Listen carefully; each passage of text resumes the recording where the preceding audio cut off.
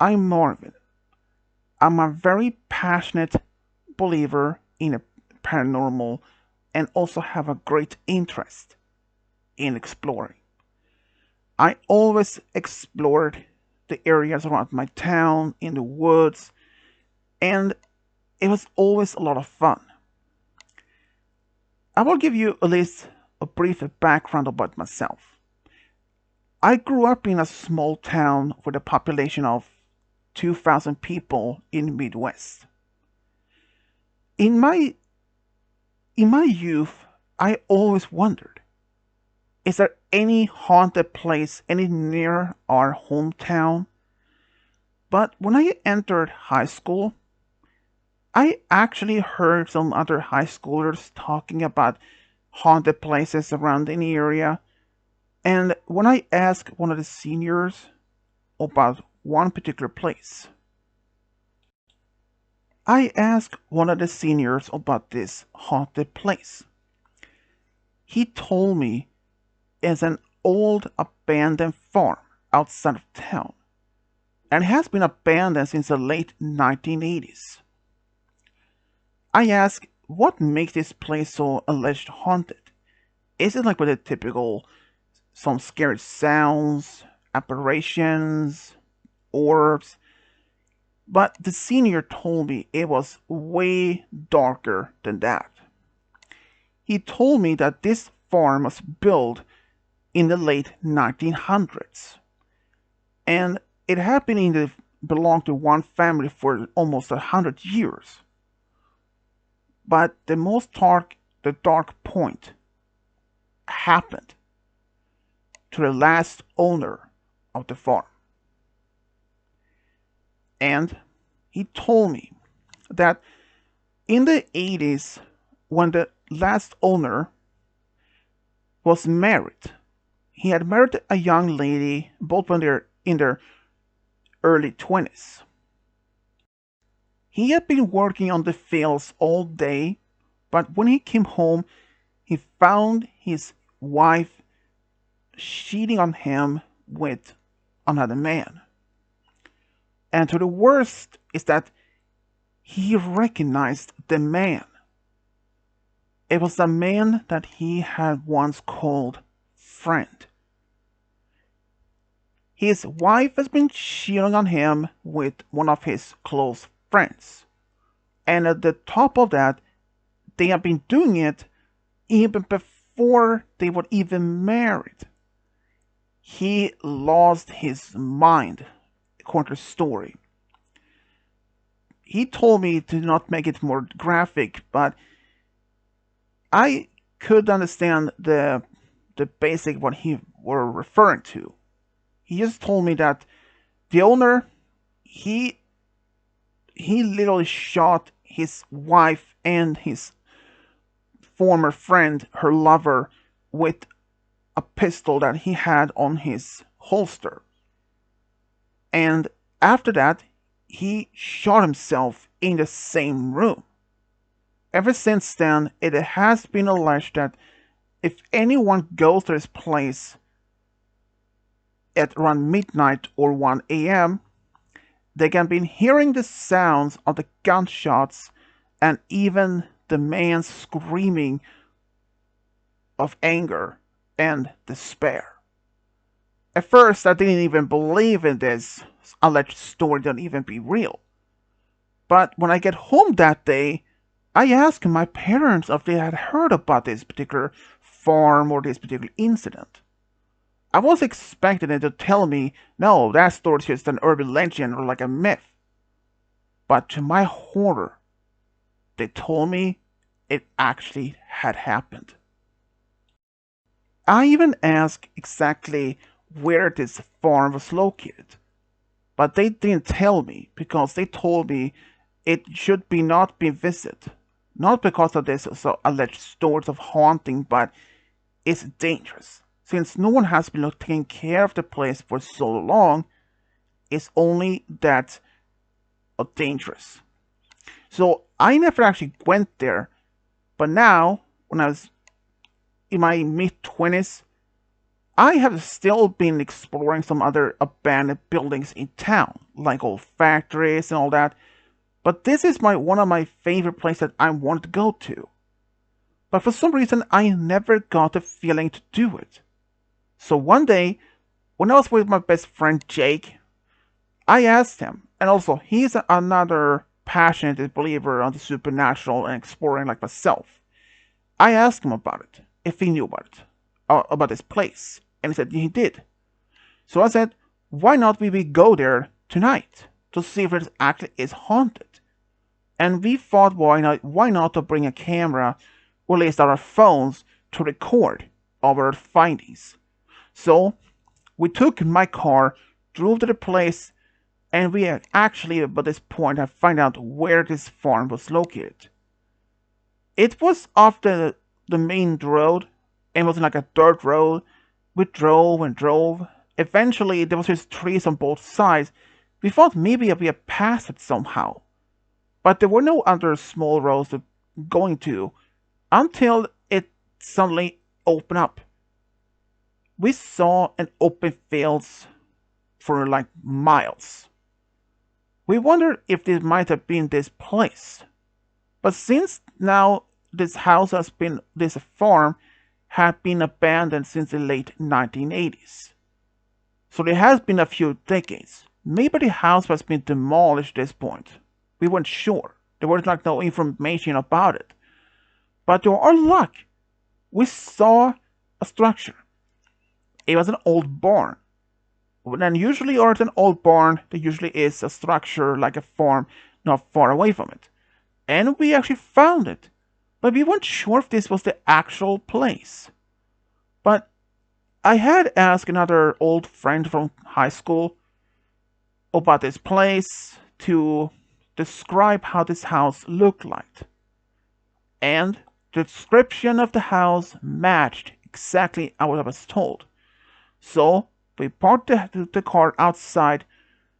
We stepped out, we walked up to the house, walked around. First we went to the barn, and of course, even though the structure seems to be more, at least stern, or at least firm enough to withstand strong winds, we just walked around on the ground level.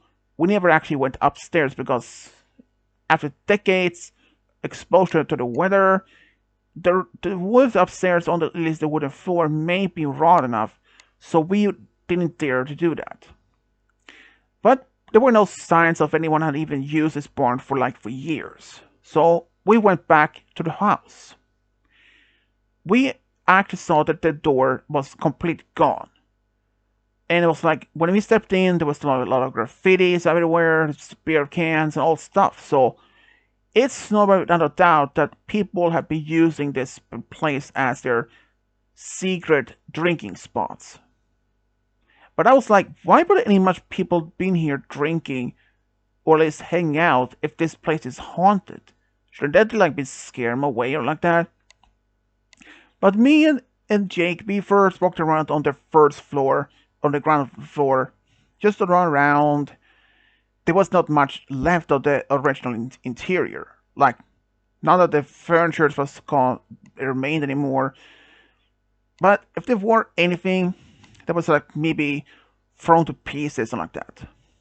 We actually arrived just before midnight. So, and this place didn't have a basement or anything, so that was checked out before. So, me and Jake decided to split up. I decided to go upstairs to see if I could actually capture any of these alleged hauntings. I wasn't expecting maybe to find almost like nothing. But to my surprise, just around midnight, I was expecting to find some screams right away and gunshot sounds, but nothing. Complete nothing. It was dead silent. I walked around upstairs, but nothing. But then, as the time was on my watch, 12:30, then I heard it. It wasn't like a scream or anything, but it was like a whisper. I heard someone said, "Please help."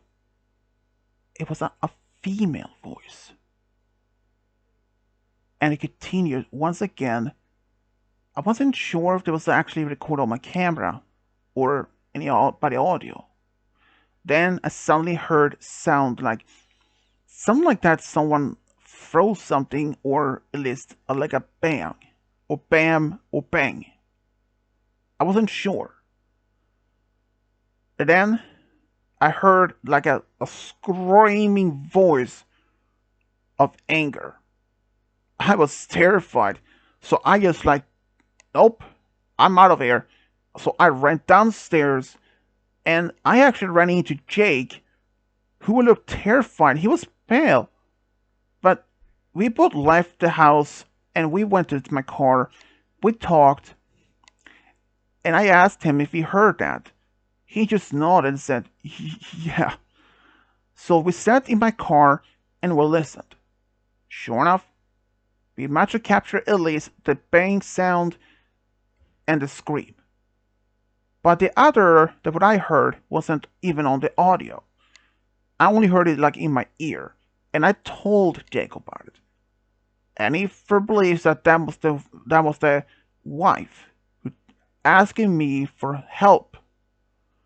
So, yes, I do believe this place is haunted. Have I even been back there? No. After that particular day, no, I never went back. I later heard that this place has been completely demolished. Yeah, it's probably gone by now, but do I still explore any areas of town? Yeah, I do, from occasionally. But I do believe that now the house is gone, the wife may actually have peace. So thanks for everyone to listen to my story. Thank you.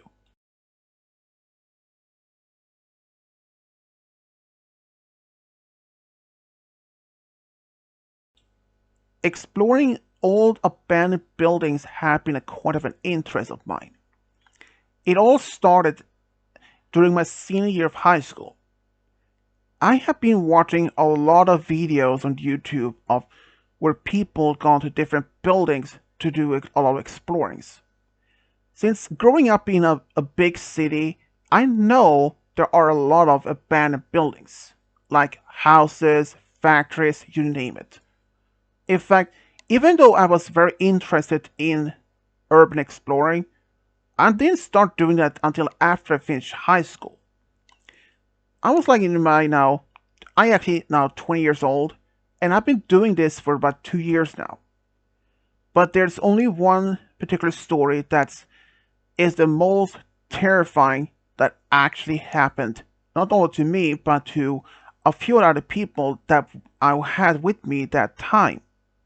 It was my girlfriend Sally, my best friend Ron, and Kelly, which is Ron's girlfriend. Me and Ron actually shared a passion for exploring of different buildings. But like I said, it's a big city, and I've been doing this for now for 2 years, and from time to time, Sally and Kelly actually sometimes join us. But it depends on what we want to explore. But this time, we want to explore this old abandoned factory that was located in town. It had been abandoned since the late 1960s. We know for a fact it was an old, I think it was at least a car manufacturer plant of some kind, but I wasn't sure exactly, but it has been abandoned since 1960s. And I have seen people been there. Like, the outside is filled with graffiti, boarded up windows, doors, and I've always been wanting to go in there. I have heard stories of people finding a lot of kinds of things in there. So I have asked Ron if he want to go. He was up for it. We asked Sally and Kelly, even though initially they were really hesitating to even want to go there. But we convinced them enough. So one day around 8 p.m., we actually got there. We parked my car just a short distance away from the factory and we walked a short distance. We looked around for any place that we can get in. If we actually did find an open door, or at least an opening, we got in, we started walking around. It was a really decent building actually. It used to be more buildings, but some of them have been demolished ever since this factory was closed down. But after we walked around, there was not much we can do. As we said, there were a lot of graffiti, and I would not be surprised that we actually did find some old bullets. It turned out some people actually be using this place as their personal shooting range. Not surprised. This place was built with concrete walls, brick walls, so it probably would even be a good place to have been shooting at, they thought. But they find some, like, lawn chairs, an old couch, all reasonable, and without a doubt, even tons of beer cans. Like, tons of it. We know for a fact this is one of probably a very favorite hotspot for maybe teenagers and other people to be drinking. And also, we were expecting this place could even hold some homeless people to be using as a home. But we were prepared to leave if we did in fact encounter some people who was already there. We arrived, like I said, around 8 p.m. We explored, but we didn't find anything or much of interest. But we didn't give up right there. Even though around 9 p.m., after being just been there for an hour, Sally and Kelly decided they wanted to leave. But me and Ron, we had not even explored much of the place. Even though Sally said we could just return back in daytime, I thought maybe another time. But since we were already there, we decided to do more exploring before we had enough. So I decided to split up into teams. Me and Sally, Ron and Kelly for themselves. Me and Sally, we did explore around in the area, and we were really curious to know more.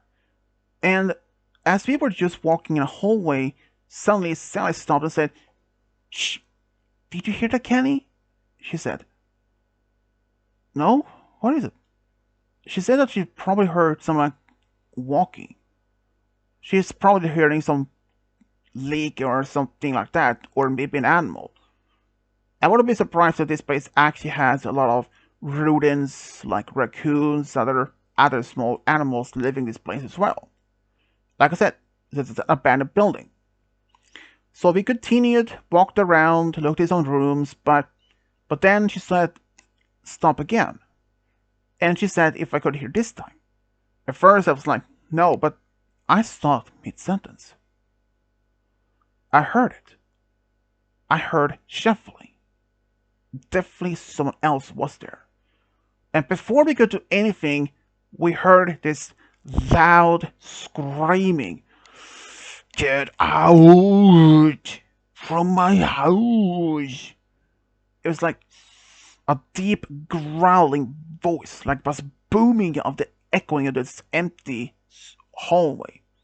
We didn't see the person itself, but based on the sound and the shuffling, it maybe that means it was close by, but we didn't want to take the risk of that, so we both turned around and walked out, or at least walked fast.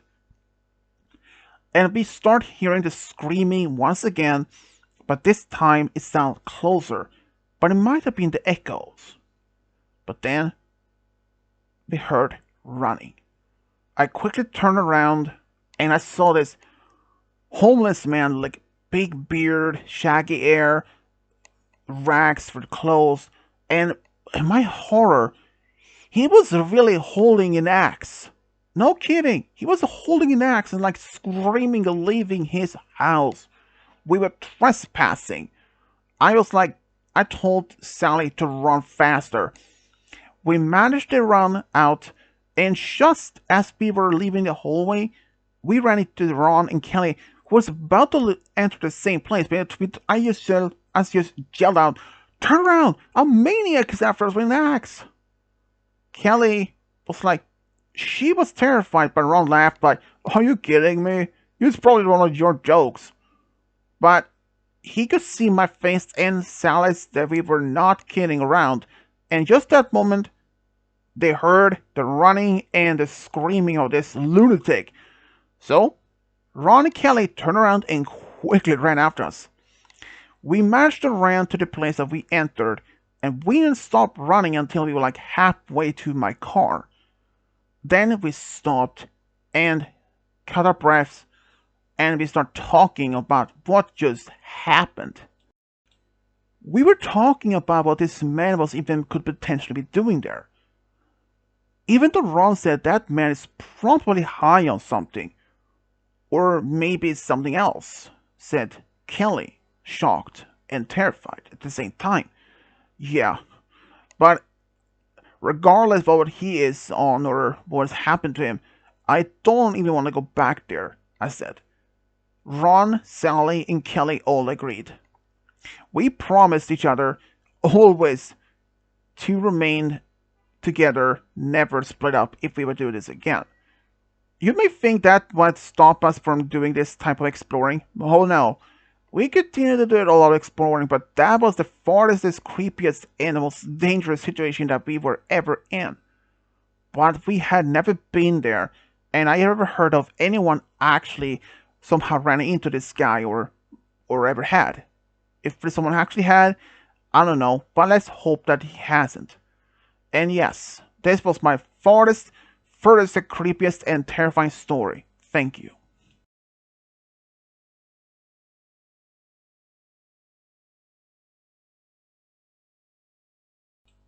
Hi, I'm Leon. I'm quite a bit passionate for urban exploring of old abandoned buildings in my hometown. It's a quite decent big city actually. I think around a population of 10 to 12,000 people, so it has a lot of old abandoned buildings, like homes, factories, you name it. And I have been doing a lot of urban exploring since I was 18. I'm 22 years old now. And you may also wonder, how much danger did I have put myself into doing all this exploring? Well, a lot of actually, but I'm always cautious when I enter some old abandoned buildings. Sometimes I do solo exploring during daytime, or sometimes at night. But it has happened on a few occasions that I actually brought some friends who was also into urban exploring. But for the most part, it's either be myself or with my girlfriend, Vicky. She's around the same age as me. She is also interested in exploring some old abandoned buildings. But there is one time that me and Vicky decided to go to this random suburban area to do some look around if there was any abandoned structures or anything like that. So we drove around. This was around in the summer. I had to say around 8 or 9 p.m. or so. I can't remember precise that. But as we were driving, Vicky pointed out this house, looking to be complete abandoned. I mean, the grass was quite untamed. The at least the windows was broken. There was some graffiti on the walls. This fit perfectly what we usually would do explore. So I parked the car just outside of it on the street. We stepped out, looked around, and we decided to just look around outside just to make sure the house was safe to enter. And the door was completely boarded up, so we couldn't even go from the front door. So we walked around to see if there was any a slide door or maybe a back door or something. To our luck, there wasn't a back door. It was also boarded up at least, but we discovered it had been somehow being worked on so that people can somehow sneak in. not surprised. I mean, if this is a abandoned building, I would have without a doubt the people would be using this as a spot for their drinking or other type of parties. As we got inside, we actually were in the kitchen. There was not much left of it. Not much of the counters has been smashed to pieces. So we walked around and we somehow got to the living room. There was not much left. A broken down couch, a table, and that's supposed to be a left of an old TV or something. We don't know exactly how long this house has been abandoned since we just found it. Could have been a couple of years, maybe 10 years, who knows. But this was not like a two-story building. This was only a ground level building. So there's only that, and it seems that this didn't even have a basement. So that was a letdown. We would have loved to explore the basement. But as we were in the living room, we heard this sound. It came from the other side of the house. Maybe it was an animal. I mean, a bent house may attract some animals as their new home. So we did a lot of exploring there. But then we stopped just past what we believe was the master bedroom. And the door opened. And well, surprised enough, there wasn't even an animal. There was actually a man. I had to say in his early to mid 40s, I believe. I don't think it was like homeless or anything, more like just, I don't know, a drunk man or something. And he was like, "What are you doing in my house? Leave! This is my home!" He was slurring with his words, which clearly understanding he was under influence of alcohol. But when he suddenly turned and saw Vicky, oh, such young lady. So, man, do you maybe want to have some fun with her, with me? I was not only petrified, but I was really upset. He was looking at my girlfriend up and down, and I could see she felt uncomfortable. I grabbed Vicky's arm and I told the man, "No, it's not happening. We are leaving." I turned around and quickly walked away. Vicky followed after me. After all, I was holding her arm. She felt still uncomfortable. The man was following us slowly, and slurring his words like, "Come on, man. They might be some fun. You know, but it's a little bit." He was slurring most of his words I can't even understand. But when I didn't respond, he started to get angry. And he started screaming to let him have some fun with my lady friend. That made her really was not about to cry. And we were just about in the back door as the man was then running, but he tripped and fell and hit his face right on the floor hard. I think he nearly knocked, I really believe that he knocked himself cold at that fall, but we didn't even care. We just left the house, ran to my car, and we sped off. I apologized to Vicky to have put her in that situation, but he told me it wasn't my fault, because we couldn't even have known if anyone would have been there. But we made a promise to each other to always make sure that if there was anyone there, we would leave immediately. And ever since then, we were wearing pocket knife as self-defense, just in case if something would have happened. And like I said, this was the most terrifying moment in my urban exploring along with my girlfriend, Vicky. I had never encountered anything similar to that or any dangerous situations as in like that moment. But I'm from now on prepared to take my self-defense.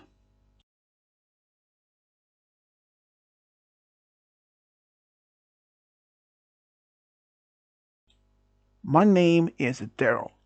I love to explore old abandoned buildings. And I have the most terrifying story that happened to me and a few other people about a year ago. When I was about 23, I'm 24 now.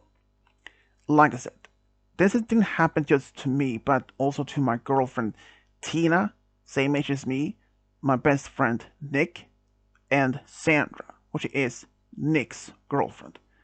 All of us love to do a lot of exploring or just do some road trips together. But there was one particular time when we wanted to explore outside of our town. This happened somewhere in the Midwest. I'm not going to give you exact location because for privacy, but we were just driving around. We were eager to find new place to explore, and something then happened when Sandra, pointing at in a distance, saw that looked to be a farm in a distance. So I slowed down and we all looked. Sure enough, it was a farm. But we could clearly see this wasn't like an occupied farm at all. I mean, the paint on the wall on the house was paling, and the grass was tall and unkempt. In other words, abandoned. We decided to at least drive up there to do some look around if this could be a potential place to look around. But this was like not during the daytime. No, this was more like around autumn evening or late afternoon. It was around 4 p.m. I guess. I mean, it was about a year ago, so I don't remember exactly, but I had to give a guess. It was around 4 p.m. I drove the car up just a short distance from the place, and we walked the short distance. And this place wasn't like a big farm. There was like a two-floor house, a medium-sized barn, and even though the most of the barn looked to be a decent shape, but at least part of the roof had collapsed inside. So we didn't decide to go there because it might be unstable otherwise. But we looked around, we saw there were some old farm equipments like harvester equipments around. And as we were just looking around, suddenly we heard a sound from the barn. It was like people talking. Nick actually got interested. He wanted to see what was happening there. So we snuck to the house or the barn, looked around, and we looked in front of one of the windows, and we saw people in there. And they looked to be they were wearing some type of robes, like black robes or anything. I don't know the precise color though, since the window was a little bit dirty, so we couldn't actually see what was happening. But then one of the people holding a chicken, a live chicken, and used a knife to slit its throat. That was terrifying in itself. But what we didn't prepare was going to happen next is that Sandra, who's a really passionate animal lover, well, I mean, she loves animals. She made a terrifying scream of fear that drew attention to the people inside the barn who saw us at the window, and we looked petrified. And one of the men, or at least assumed it was a man, pointing at us and yelled out, "Catch them!" Screaming. We really didn't want to stay there anymore, so we just ran off fast as we could past the old house, and we didn't stop until we were at the car. And we had just got in, and I turned it around, started the car, and we saw at least half a dozen people. Then both Tina and Sandra just yelled out, "Go! Step on the gas! Go!" I looked at the rear mirror, and sure enough, at least two of those robed people was just only a short distance behind my car, and I managed to just sped off, and I sped all the way back to town. I drove to the sheriff's office, told them about what happened, and we went home. I was later told by the sheriff that they went to the place and it was completely abandoned, but they did find some other tracks of a car and the chicken blood in the barn. So that proved that something went on there. And we believe there might be a cult or some kind, but we don't know for sure. And we were terrified these people would find us. But since the window was so dirty, they probably even saw us faces clear enough for that. So we were petrified for months afterwards. But nothing happened. But that turn event actually made us to stop exploring all the abandoned buildings entirely. Even though we like to do that, but that alone terrified as much as a D that we didn't want to go through that again. So we do something else from now these days. Thank you everyone for listening to my story. Thank you.